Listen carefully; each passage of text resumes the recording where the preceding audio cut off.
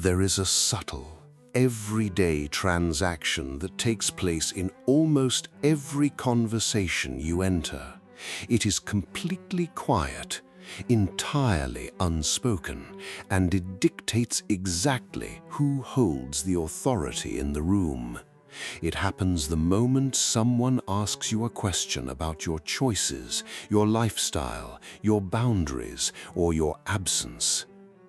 Our natural baseline instinct when questioned is to defend. We scramble to provide context, we list our reasons, we offer excuses, and we stretch our sentences to make sure the other person feels comfortable with our reality.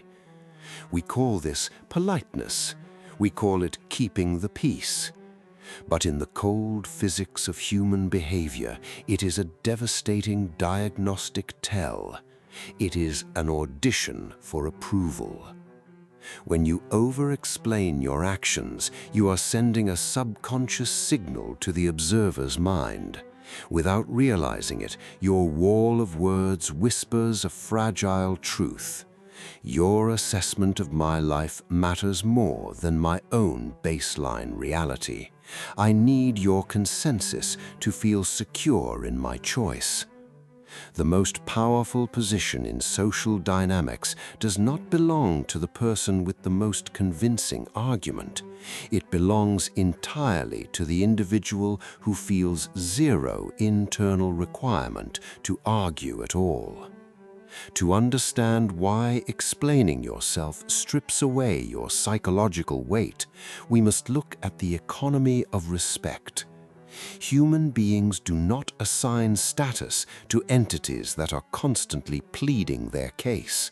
We respect what is self-contained.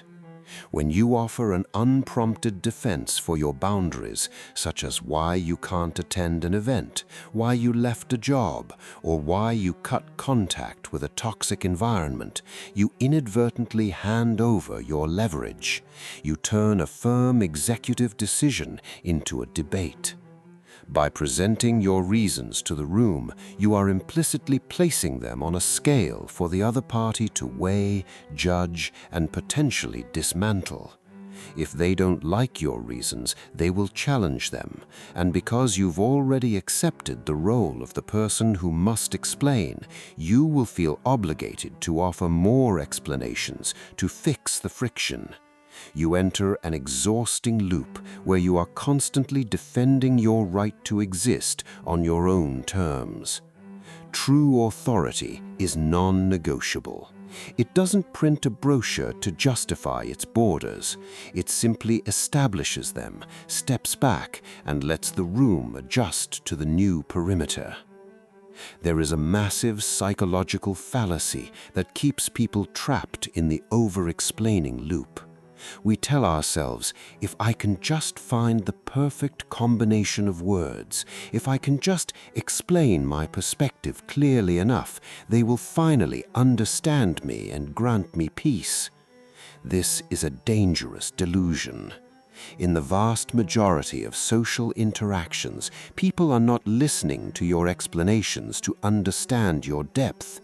They are listening to locate your vulnerabilities. They are looking for the narrative hooks they can use to pull you back into their frame of reference. When someone is determined to misunderstand you, or when an environment is built to diminish your value, your words are useless. Every explanation you provide gives them more raw material to misinterpret. You are feeding the conflict under the guise of trying to resolve it. The smarter path is to realize that you do not owe the world a diagnostic manual on how you operate. Your clarity belongs entirely to you. When you stop trying to force the room into a state of consensus, you starve the friction of its fuel. You close the file. Every time you add a because to your boundaries, you weaken them. Consider the stark difference in behavioral weight between two responses. The first response is, I can't make it to the gathering on Saturday because I've had a really long week, my workload is completely overflowing, and I just really need some downtime to recover. The second response is, I won't be able to make it on Saturday. The first response invites a counteroffer. It tells the other person that your boundary is conditional based on your exhaustion. They can easily say, "Oh, come on, it'll help you unwind. Just show up for an hour." Suddenly, you are cornered. The second response is a closed circuit. It contains 0 entry points. It is completely unadorned, clinical, and absolute. It does not provide a baseline of excuses for the other person to bargain with. An unadorned statement signals an immense level of internal security. It shows that you are entirely comfortable sitting in the quiet space of your own decision without needing a scaffolding of excuses to keep it upright. You do not stay to manage their disappointment. You simply deliver the boundary and let the space breathe. Let us be entirely transparent. This is not about adopting a posture of arrogant, cold hostility.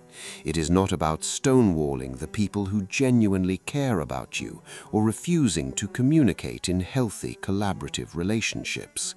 True self-containment does not look like a theatrical temper tantrum. The protocol of stopping explanations requires an internal exemption from the need for external validation. It means that when you make a choice to upgrade your life, to protect your mental real estate, or to walk away from an environment that treats you with high availability, you do not issue a press release. You do not need to post a curated status update to justify your trajectory to a digital audience of strangers. You become completely comfortable with being mischaracterized by individuals who lack the tools to understand your direction. You realize that their distorted perception of you is a reflection of their own internal filters, not a problem that you are required to solve. You stop spending your limited mental currency trying to manage an avatar in their minds. Ultimately, the rule of modern life is this: the world will systematically take as much space in your life as you are willing to defend with words. The moment you step into the arena of over-explanation, you have already compromised your peace. When you possess the rare, quiet discipline to let your decisions stand entirely on their own merit, you preserve your internal gravity. You walk away with your baseline completely intact. You force others to interact with your boundaries as a fixed reality rather than a loose suggestion open for debate. Stop auditioning for permission in rooms you have already outgrown. Stop exhausting your energy trying to make your truth comfortable for people who are committed to viewing you through a broken lens. Learn the quiet authority of non-explanation.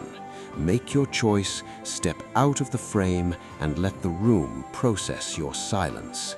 Because sometimes the loudest declaration of your personal sovereignty isn't found in a brilliant defense. It's found in the absolute quiet weight of saying nothing at all.